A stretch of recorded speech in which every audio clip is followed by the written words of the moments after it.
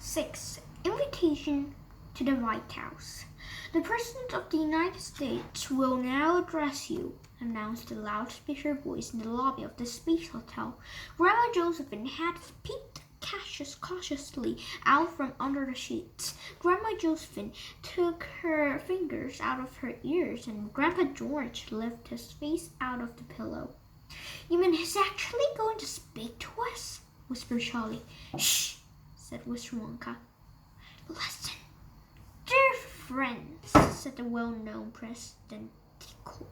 presidential voice over the loudspeaker. Dear my friends, welcome to Space Hotel USA. Greeting to a brave astronaut from Mars and Venus." "Mars and Venus?" whispered Charlie.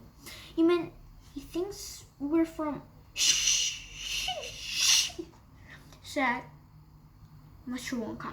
She was doubled up with silent laughter, shaking all over and hopping from one foot to the other. "You have come a long way," said the President continued. "So why don't you come just a tiny bit farther and pay us a visit down here on our humble little Earth? I might invite all 8 of you to stay with me here in Washington as my honor guests. You could land that wonderful glass air machine of yours on a lawn in back of the White House. We shall have the red carpet out and ready. I do hope you know enough of our language to understand me. I shall wait most anxiously for your reply."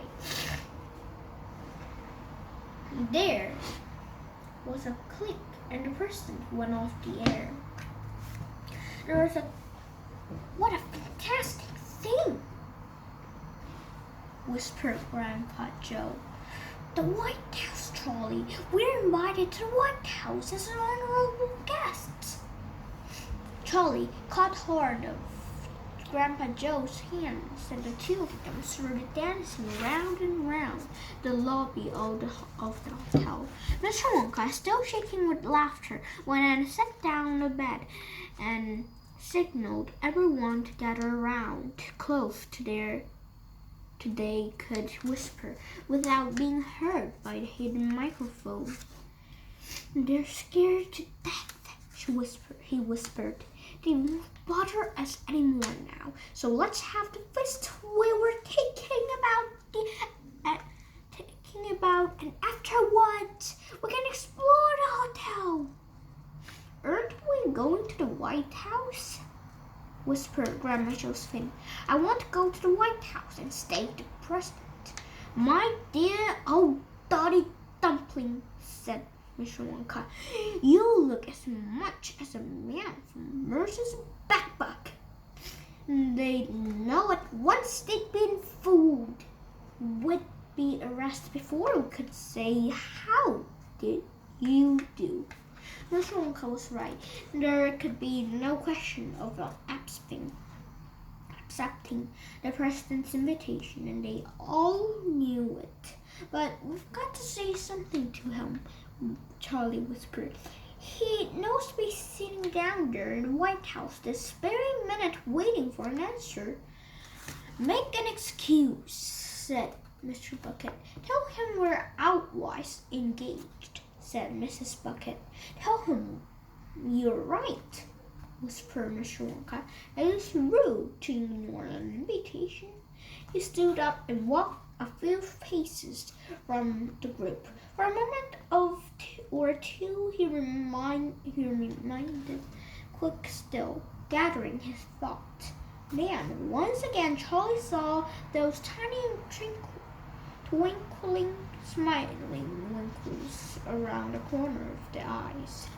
And when he began to speak, his voice this time was like the voice of giant, deep and devilish, very loud and very slow.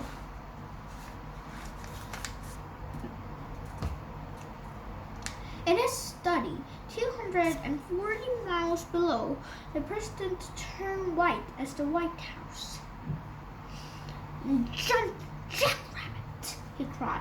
"I think they're after us." "Oh, please, let me blow them up," said the ex-chief of the army.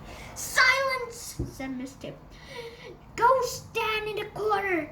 In the lobby of the Space Hotel, Mr. Wonka had merely paused in order to think up another verse, and he was just about to start off again when a frightful piercing scream stopped him cold. The screamer was Grandma Josephine, who was sitting up in the bed and pointing with a shaking finger at the far end of the lobby.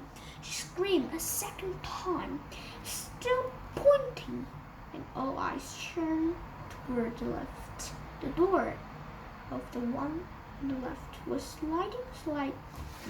The watcher could clearly see that there was something thick, something brown, something not exactly brown but greenish brown, something with slimy skin and large eyes, squatting inside the lift.